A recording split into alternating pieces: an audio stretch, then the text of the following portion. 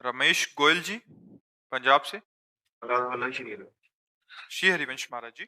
महाराज जी, आपके श्रीमुख से प्रवचन सुनते सुनते कब मैं डिप्रेशन से बाहर आया पता ही नहीं लगा। जो नित्य कार्य करने में प्राय ही भय की स्थिति उत्पन्न हो जाती थी, उसमें भी काफी हद तक निर्भयता आई है। वैसे तो मेरे सभी प्रश्नों के उत्तर मुझे आपके सत्संग के द्वारा मिल जाते हैं विस्तार पूर्वक, किंतु आपके सत्संग में सुना है कि नाम जप से सभी दुखों का निवारण हो जाता है, और यह भी सुना है कि प्रारब्ध तो भोगना ही पड़ेगा। महाराज जी, मुझ अज्ञानी का प्रश्न यह है कि मैं अपने मन को नाम जप करने के लिए कैसे बांधूं कि नाम जप करने से मेरे दुख नष्ट हो जाएंगे, या फिर दुख रहेंगे पर मुझे उनसे कोई फर्क हाँ, नहीं इसमें पड़ेगा। एक बात देखनी है कि हमारे संचित कर्म है। संचित कर्म का मतलब है बहुत जन्मों की कमाई, शुभ अशुभ, वो गोदाम लगा हुआ, उसे कहते हैं संचित कर्म। और जो हम नवीन कर्म कर रहे हैं इनको कहते हैं क्रियमाण कर्म।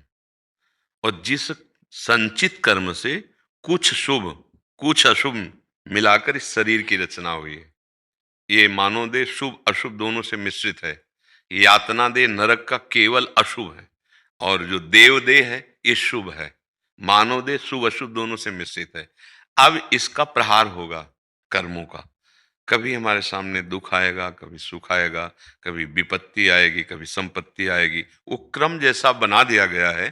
जो शुभ आएगा तो सुख, संपत्ति, अनुकूलता, अशुभ आएगा दुख, विपत्ति, प्रतिकूलता। अब ये हमें सहना होगा, ये हमें मिटाना नहीं है, क्योंकि शरीर ही मिटने वाला है। आज नहीं तो कल ये मिटेगा ना शरीर। तो देखो, बड़े बड़े महात्माओं में, परमहंसों में शारीरिक दंड देखे गए ना। रामकृष्ण परमहंस जी के गले में कैंसर, कितने ऐसे संतों के शरीरों में बड़े व्यवधान।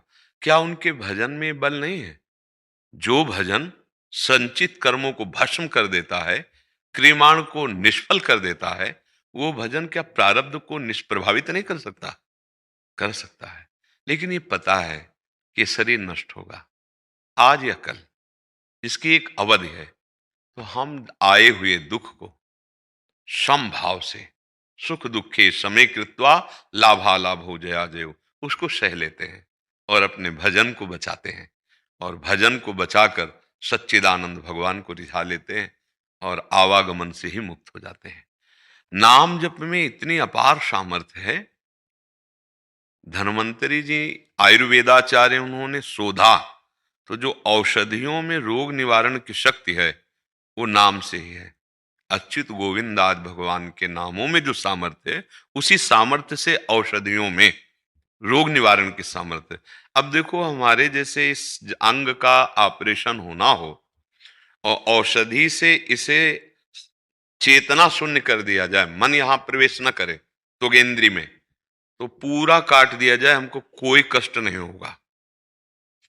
एक औषधि इस शरीर के एक अंग में चेतना शून्य मन को कर दिया तो हम जागृत होते हुए भी, क्योंकि जैसे जागृत अवस्था में डायलिसिस के लिए ऑपरेशन हुआ ना, यहाँ और नसों से करके कोई कष्ट नहीं हो रहा था, क्योंकि यहाँ संज्ञा शून्य कर दिया, चेतना शून्य कर दिया गया उस क्षेत्र को। तो क्या नाम हमारे मन को इस स्थिति में नहीं ले आएगा कि भारी से भारी दुख में भी हम दुखी न हो, हम आनंदित रहें? अगर मन इस शरीर में आसक्त है तो कोई भी हमें दुख भोगने से बचा नहीं सकता। अगर मन सावई मना कृष्ण पदारविंदयो, प्रभु के नाम में, प्रभु के रूप में, तो हमें पता है कि हमारे शरीर के द्वारा ये पीड़ाएं हो रही, पर हमें व्यथा नहीं है, व्याकुलता नहीं है, हम पराजय नहीं हुए, हम हताश नहीं हुए, निराश नहीं हुए, क्योंकि वो ऐसे ऐसे दिखाई दे रहा है कि वो दुख और ये स्थान बहुत दूर है, उसकी आंच नहीं पहुंच पा रही। और जब हम शरीर पे आसक्त होते हैं तो बिना दुख के दुख की कल्पना करके हम परेशान हो जाते हैं। जैसे आप, जिसे डिप्रेशन कहते हैं ना, ये कल्पनात्मक मन का स्वरूप गिर जाता है। वो बहुत ऐसी ऐसी कल्पना, कहीं ऐसा न हो जाए, कहीं ऐसा न हो जाए, कहीं ऐसा, वो परेशान हो जाता है।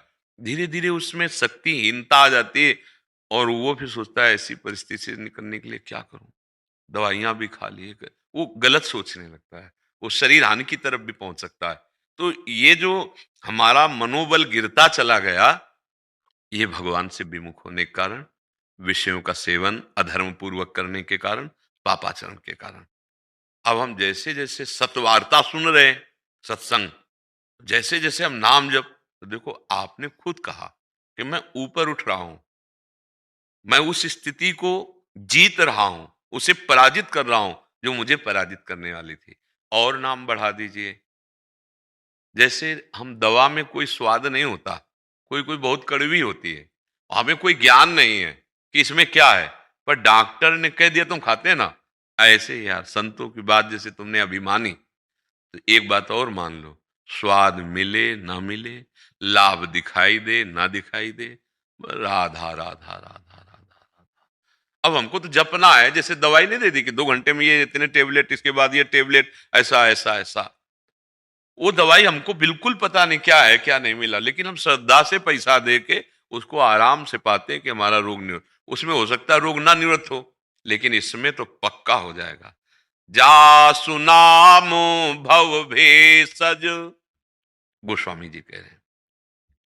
उधर काकभूषण जी महाराज के श्रीमुख के वचन है, जा सुनाम भव भेषज, हरनि घोर त्रयशूल। जिसका नाम इस संसार रूपी रोग की परम औषधि है। इस संसार समुद्र से पार होने के लिए एकमात्र सुदृढ़ नौका नाम। इस संसार भवरोग से निवृत्त होने के लिए एकमात्र अमोघ औषधि नाम। तीनों तापों का शमन करने के लिए एकमात्र अमोघ औषधि नाम। राम राम हरि हरि, कृष्ण कृष्ण राधा राधा, जो नाम प्रिय हो। अब हमारे को स्वाद नहीं मिल रहा, हमें अच्छा नहीं लग रहा, मन नहीं लग रहा, इन सब बातों पे हमें ध्यान नहीं देना। इसीलिए जिव्याग्रे कहा है, मनसाग्रे नहीं कहा। सिद्धों का मन भगवदाकार नाम में होता है, साधक को नाम जपना होता है। यज्ञाग्रे राम नाम मणिदीप धर, जीह देहरी द्वार, तुलसी भीतर बाहिरो, जो चाहस राधा राधा राधा राधा। आप खुद देखिएगा, अब मन लगे ना लगे।